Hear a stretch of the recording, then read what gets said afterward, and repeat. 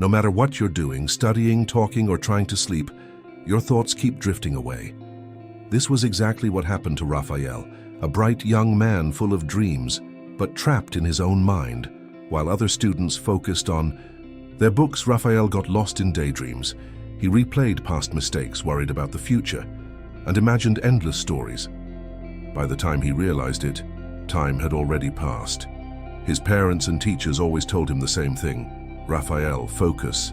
But how, when his mind was like a radio stuck on scan mode, constantly jumping from one station to another? Then came the big day, the most important test of the year. Raphael knew he needed to do well. He had studied, taken notes, and reviewed every detail. But the moment he received his answer sheet, something happened. His mind went blank.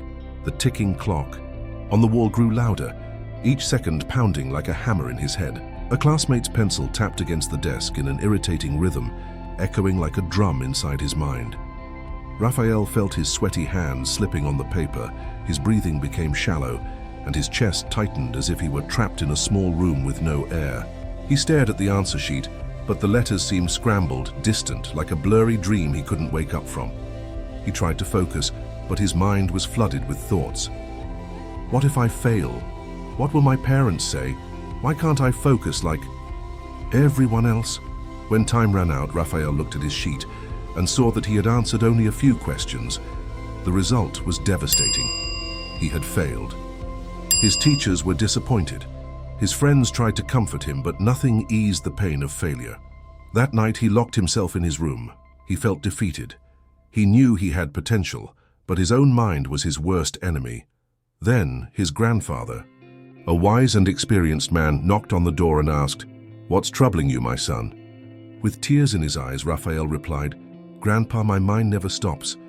I try to focus, but my thoughts pull me in all directions." His grandfather smiled and said, "Come with me. I want to show you something." His grandfather took Raphael to the backyard, where there was a large empty clay pot.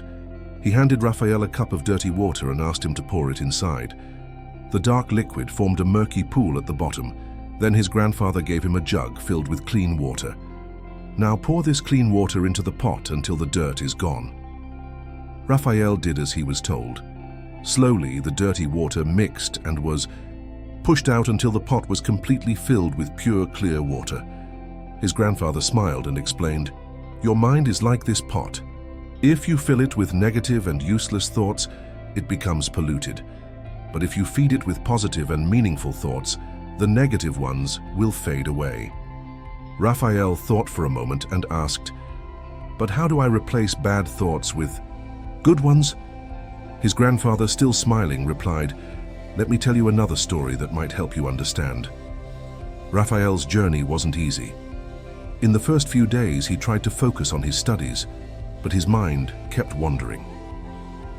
There were moments when he felt like giving up, convinced he would never be able to control his thoughts.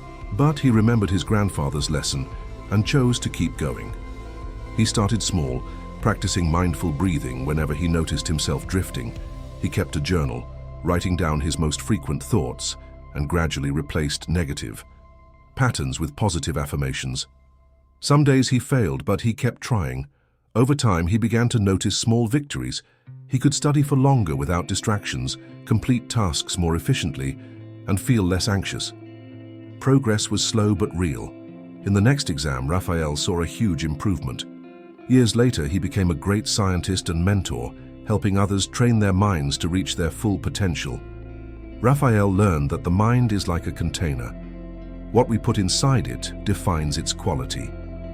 If we fill it with doubts and distractions, it will overflow with uncertainty.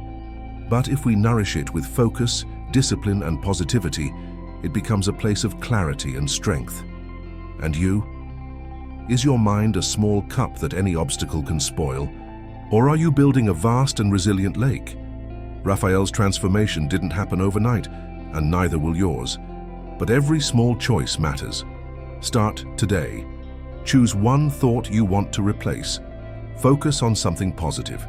Train your mind. Now tell me, what's the first positive thought you'll put in your mind today?